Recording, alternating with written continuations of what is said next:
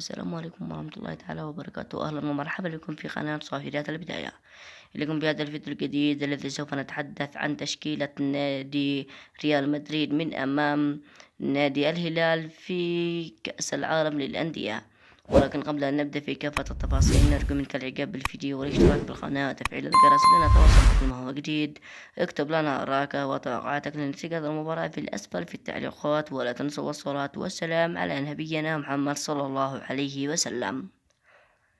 في حراسة المرمى تيبو كورتوا، وفي خطي الدفاع رونالدو وأسانسيو وهوسين وغارسيا، وفي خطي الوسط فالفيردي وأندغولار، وفي خط الهجوم رودريغو وبيلينغهام وفينيسيوس جونيور، وفي رأس الحربة كيليان إمبابي.